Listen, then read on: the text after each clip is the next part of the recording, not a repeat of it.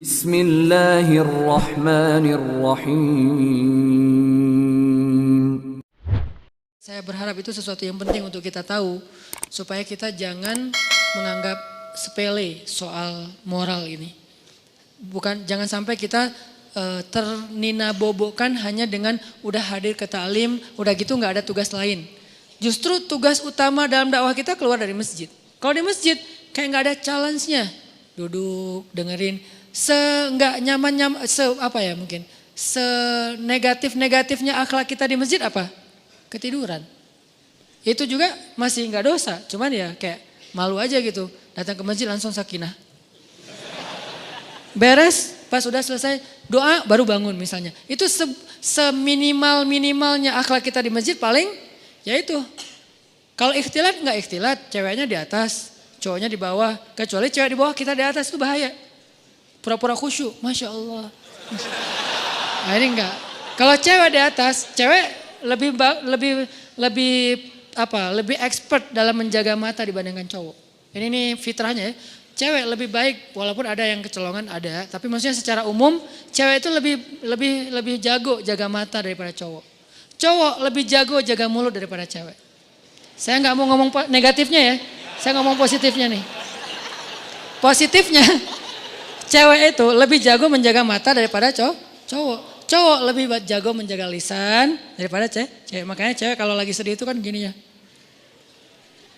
Kalau cowok kalau lagi sedih kan gini kan. Jadi masing-masing dikasih ujian lah. Kalau cewek mampu menjaga lisan itu jadi jalan ke surganya. Kalau cowok mampu menjaga mata itu jalan ke surganya. Kalau bahasa hadis mah lebih vulgar lagi. 2 yang membuat orang paling sering masuk neraka. 1 lisannya, 2 kemaluannya. Tapi kalau diperjelas lagi kemaluan itu berawal dari mana? Pandangan mata. Jadi artinya ikhtilat nggak ada. Cewek di atas, kita di bawah. Walaupun nanti kalau keluar bisa aja sih. Cuman maksudnya nggak kayak di jalan, nggak kayak di mall. Di mall gimana? Kalau di sini gimana pun di luar Instagramnya vulgar. Kalau udah masuk masjid kan minimal kayak agak sopan gitu kan ya. Saya nggak bilang berhijab karena mungkin belum semua berhijab. Lagian itu proses gitu. Saya hargai udah mau ke masjid walaupun belum sempurna hijabnya. Tapi minimal udah sopan. Gak mungkin kan masuk masjid kayak di sebelah misalnya. Kan beda kan pakaian yang di sebelah sana sama yang di sini. Bangunan sana, building sana sama building ini kan beda nih. Habis dari sini ke sana, innalillah. Kalau habis dari sana ke sini, astagfirullah. Udah dosa, taubat gitu. Kalau ini lagi taubat, dosa lagi kan salah kan. Jadi kayak beda. Nah coba lihat, kalau lihat perilakunya gimana di jalan sama di mall atau di pasar. Kita bisa nggak nih keluar dari masjid baru kita tunjukin saya udah taklim. Tapi minimal udah la tahkiranna minal ma'rufi syai'a kata Nabi. Janganlah kalian meremehkan kebaikan walaupun kecil. Walau antal ko akhaka biwajhin tolik. Walaupun sekedar tersenyum ke wajah saudara. Jangan dianggap remeh, tersenyum juga. Udah kebaikan yang luar biasa, senyum doang. Tapi jangan salah sasaran. Karena kalau senyumnya salah sasaran, jadi seburuk-buruk senyum kan ya. Senyum ada pahala, ada yang dosa. Senyumin istri orang, dosa kan ya. Senyumnya tapi sewajarnya, teh gitu. Teteh. Jangan berlebihan lah, biasa aja. Apalagi kalau suaminya tipe yang, ya emang suaminya harus pencemburuan ya. Suami kalau nggak cemburuan, namanya apa? Dayus. Jangan salah huruf ya. Dayus, D ya. Siapa itu dayus? Kata Nabi, tidak akan masuk surga seorang dayus. Allah marah kepada dayus. Sahabat juga heran, ini istilah baru nih. Ya Rasulullah, dayus itu siapa? Kata Rasul, dayus itu suami yang ketika istrinya melakukan nusyuz, dia nggak cemburu. Nusyuz itu apa? Banyak grade. Grade yang sederhana dalam nusyuz, istrinya misalnya chat lebih dari jam yang ditetapkan. Misalnya kayak agak menurut saya berlebihan lah. Seorang cewek chat sama cowok yang bukan muhrimnya bukan karena darurat jam 11 malam. Harusnya batasnya jam 10 malam. Ini SOP ya buat cewek-cewek. Jangan chat ke cowok yang bukan muhrim kita lebih dari jam 10 malam. Chat itu kan jaringan pribadi kan. Diterjemahin japri lah. Panjang amat. Chat itu kan japri. Jadi kita kayak ngobrol berdua Nggak darurat, kecuali darurat. Ada urusan penting, urusan kerjaan, urusan sosial, urusan apa lagi. Tapi bukan modus. Nanti jangan lupa ya sebelum tidur baca 100 ayat. Soalnya kata Nabi, pakai bawa Nabi lagi ya. Siapa yang sebelum tidur baca 100 ayat, maka dia dicatat sebagai orang yang tidak lalai, kan gitu kan. Karena siapa yang selalu dalam keadaan zikir berarti Allah ingat dia. Fadkuruni adkurkum. Berarti siapa yang sebelum tidur baca 100 ayat, Allah ingat dia sepanjang dia tidur. Sehingga dia tidur dalam keadaan diridhoi oleh Allah. Ya, jangan lupa ya baca 100 ayat. Oh ya, surat apa? Bebas, yang kamu udah lancar aja. Atau kalau misalnya kamu ngantuk, aku aja bacain mewakili kamu. Apa gitu kan ya. Nah, ini namanya modus. Jangan di follow yang kayak gitu-gitu. Oke, jadi jangan lebih dari jam 10 kecuali darurat. Nah, suami yang gak cemburu istrinya chat terus cekikikan, terus emotikonnya guling-guling apa. Nah, ini enggak benar nih. Berarti dia udah mulai kena penyakit dayus, harus cemburu. Enggak ada apa-apa kok, bukan kita curiga sama istri kita atau sama cowok itu. Kita enggak suuzon sama mereka berdua, kita suuzon sama setannya. Mereka dua-duanya orang soleh, yang satunya ustadz lagi tuh.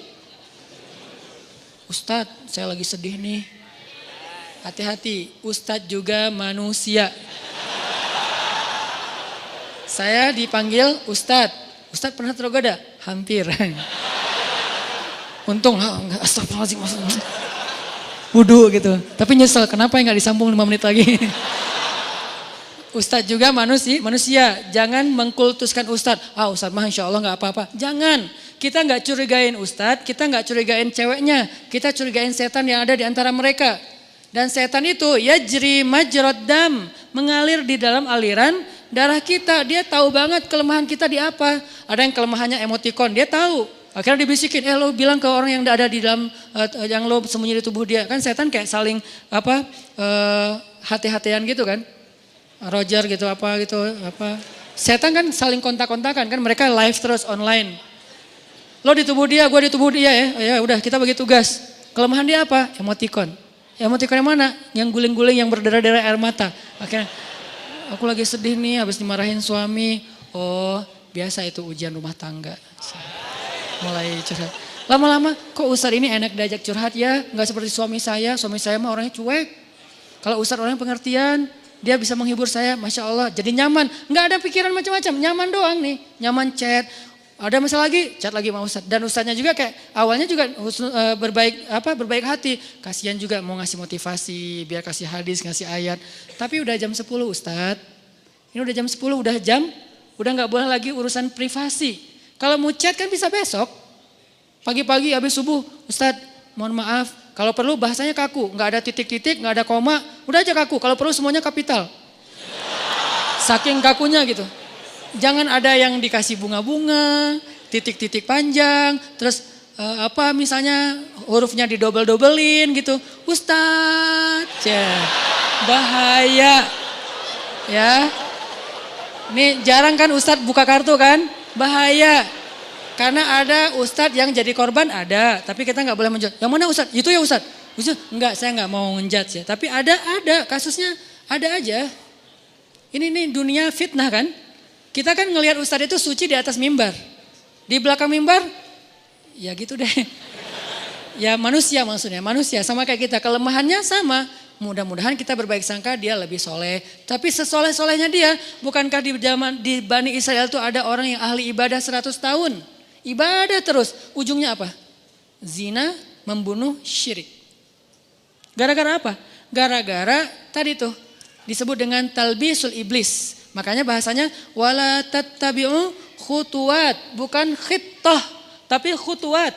Khutuwat itu jamak dari khittah. Langkah-langkah, bukan satu langkah. Setan itu enggak nyuruh kita langsung bikin dosa. Itu satu langkah, nyuruh kita pelan-pelan dulu. Kalau perlu berpahala dulu. Jadi dia ke kanan dulu, baru nanti muter ujung-ujungnya tanpa kita sadari udah di kiri. Gitu caranya, bukan lo ke kiri. Enggak, kita enggak mau. Zina lo, enggak mau dong. Tapi kasihan dia, bantuin ke kanan kan. Bantuin, dia kayaknya lagi labil banget daripada dia bunuh diri. Ya udah deh gue temenin, chat sampai jam 12 malam. Kanan, chatnya pelan-pelan, ayat dulu keluarin. hadis, lama-lama nasihat pribadi. Kok kata-katanya bagus? Ya kata-kata saya sendiri. Oh Ustaz ini bijak sekali. Mulai ke tengah, ujung-ujungnya ada di kiri. Itu terjadi. Berapa lama dari sini ke sini? Bisa seminggu, bisa sebulan, bisa setahun. Yang jelas usaha dari sini ke sini tuh seumur hidup kita dia usahain terus sama si setan teh. Dia nggak akan berhenti. Kita udah ke sini, udah sampai di sini, sadar balik lagi kan? Diusahain lagi. Dia nggak akan berhenti sampai kiamat. Itu perjanjiannya dengan Allah. Akan aku sesatkan cucu-cucunya Adam sampai hari kiamat. Kalau dunia batas waktunya kiamat, kalau kita batas waktunya sakaratul maut. Jadi nggak ada batas waktu terus saja. Mau ustadznya udah kakek-kakek juga sama. Sebelum meninggal berarti masih ada kesempatan diginiin. Dia nggak akan nyuruh nyebrang ke sana. Khutwat. Khutwat itu langkah-langkah yang panjang, yang banyak. Mungkin 1000 langkah, mungkin 2000 langkah. Yang jelas goalsnya ke sini nih. Tapi langkahnya ke kanan dulu. Itu talbis namanya. Talbis itu tipuan. Ada Bani Israel. Gimana ceritanya? Masih boleh dikit cerita? Jadi ada 3 orang pemuda, soleh-soleh semuanya. Mereka punya 1 adik perempuan, berempat. Yang paling bungsunya cewek, cantik, masih jomblo, single. Bukan jomblo, single. Karena dia biasa aja gitu dengan kesinggelannya. Nah 3 cowok ini dapat tugas militer. Karena negara mereka itu ada wamil, wajib militer. Ada peperangan, mereka diserang. Akhirnya dia 3 cowok ini dipanggil untuk ikut berperang. Mereka khawatir gimana dengan adiknya yang perempuan. Siapa yang akan jaga, ini cerita dari hadis. Bukan fiksi. Bukan fiktif. Fiksi beda lagi. Bukan fiktif gitu. Cerita dari hadis. Nah karena mereka nggak tahu gimana cara ke siapa harus menitip adik perempuannya, keluarganya di luar kota nggak ada yang di situ, susah gitu. Pokoknya intinya nggak ada yang mereka percaya selain seorang ahli ibadah yang ada di negeri mereka. Cuman beliau ini nih yang paling soleh, paling amanah, paling baik. Bukan ustadz biasa lah, ustadz legend lah ya. Udah senior banget lah ya. Nah akhirnya mereka sepakat bertiga, kita titipin aja adik kita ke syekh itu. Datanglah ke syekh ini.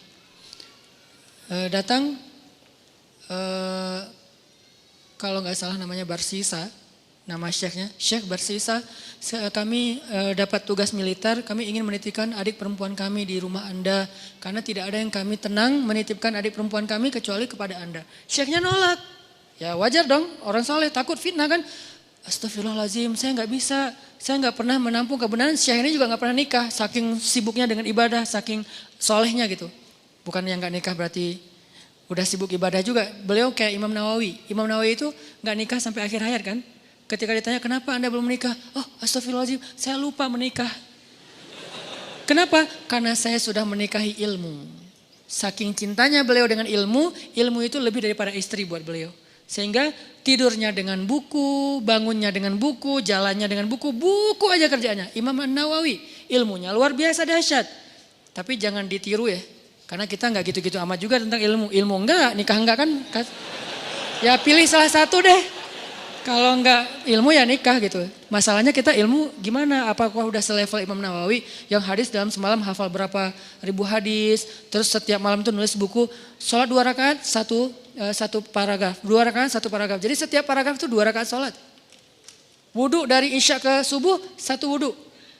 Selama bertahun-tahun, 1 wudhu sholat subuh dengan isya. Maksudnya nggak tidur semalaman karena terjaga wudhunya Imam Nawawi. Nah Syekh Barsisa nolak, nggak mau.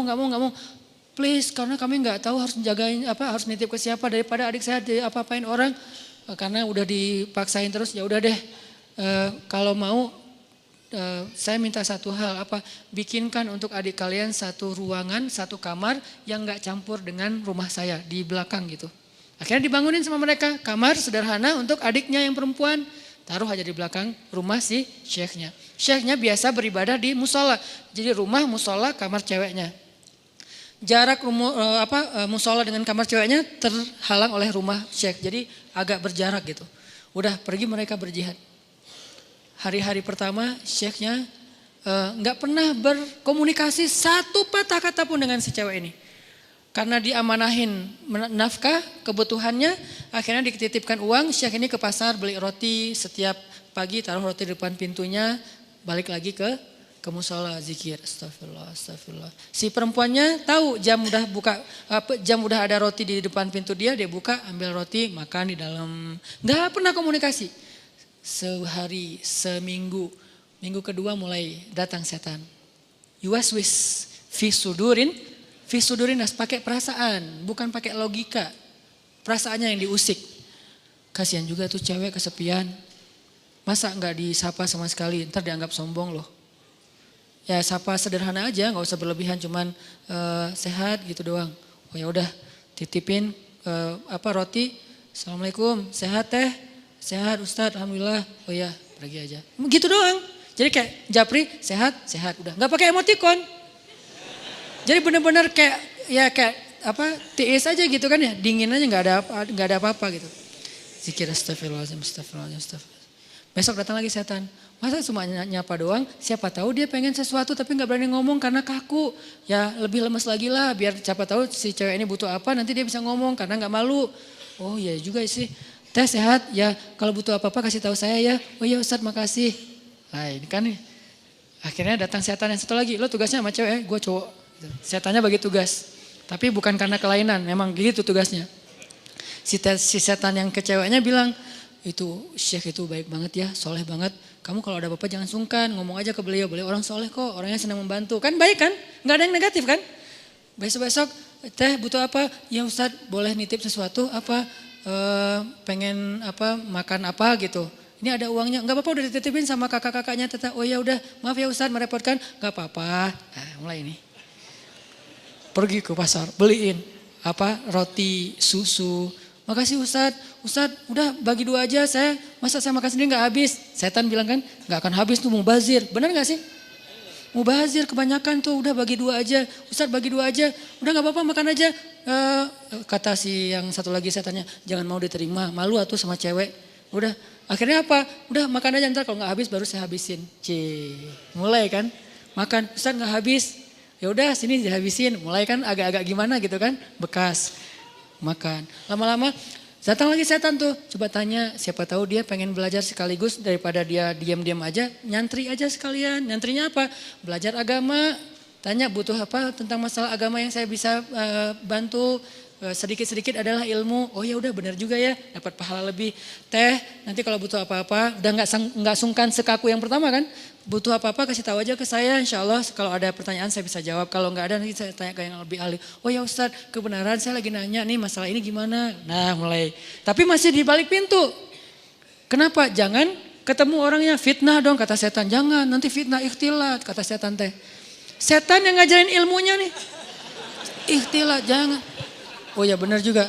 Jadi teriak-teriak dari belakang depan pintu gitu. Oh kalau gini gimana Ustadz? Nah lama-lama datang lagi setan. Mungkin sebetulnya si teteh itu ada pertanyaan yang privasi. Gak enak nanyanya sambil teriak-teriak. Kayak nanya masalah cara membersihkan haid atau apa kan gak enak teriak. Ustadz cara ngebersihin haid gimana kan gak enak kan ya. Ya udah kamu lebih dekat lagi duduk depan pintu. Jangan berdiri. Duduk aja depan pintu baru ngobrol. Ya udah teh kalau teteh butuh tanya apa-apa saya insya Allah siap jawab. Ini gak perlu teriak-teriak. Oh ya Ustadz di balik pintu. Sama-sama duduk di pintu tapi masih kehalang, pintu tertutup. Datang lagi besoknya setan. Apa kata orang ngelihat kalian udah ngomong kayak gitu. Satu dalam satu di luar tapi duduk di pintu. Kan jadi fitnah. Ntar dikira semua orang ada apa-apa. Lebih baik masuk ke dalam biar gak ada yang ngelihat. Tapi pintunya dibuka. Awas jangan ditutup. Ntar digoda setan. Lah ngomong setan. Nah ini nih setan nih. Talbis. Makanya ada buku tebal ya. Judulnya Talbisul Iblis. Tipu daya, tipu muslihat iblis. Gitu dibawanya ke kanan dulu. Baru ujung-ujungnya ke kiri. Tanpa disadari. Tapi buka pintu ya. Oh iya juga ya gak boleh tutup pintu. Ntar jadi ikhtilat lagi. Ntar setan lagi. Padahal dari tadi juga setan. Udah teh boleh di dalam aja gak enak dilihat orang. Oh ya Ustadz gak apa-apa. Yang bagian ceweknya bilang gak apa-apa dia orangnya amanah. Gak usah khawatir. Gitu kan. Udah aja duduk dekat pintu tapi udah di dalam ruangan. Ngobrol. Udah ketemu orangnya. Beda udah pasti. Pertama cewek ini gak pernah kenal dekat sama cowok. Kedua Syekh ini gak kenal dekat sama cewek. Ini adalah kali pertama mereka berinteraksi lawan jenis dan dekat sekarang. Gak ada siapa-siapa. Mulai bercanda. Jangan kaku-kaku amat dah tuh ngantuk taklim teh. Kasih candaan dikit. mereka. Udah mulai canda, jadi akrab, jadi hai. Malu dilihat orang, masa bercanda tapi kelihatan orang. Udah tutup aja pintunya, kan udah saling kenal, udah saling percaya. Tutup pintunya, ngobrol. Nauzubillah, terus deket sampai akhirnya curhat si cewek ini. Namanya manusia pasti semuanya punya masalah kan. Akhirnya dia berani curhat. Ustadz, saya udah anggap Ustadz sebagai keluarga saya percaya. Boleh saya curhat masalah pribadi? Curhat. Curhat, buka. Waktu itu masih syariat hijab, cadar, buka cadarnya. Langsung udah lihat wajahnya, udah kemana-mana, udah setan teh. Setan yang datang udah bukan lagi bab ini. Setan kan gonta-ganti, sesuai dengan kapasitasnya. Sekarang bab yang lain lagi, datang setan yang ahli di bidang yang lain. Udah terus saja sampai mereka akhirnya udah akrab, udah tahu semua cerita-ceritanya.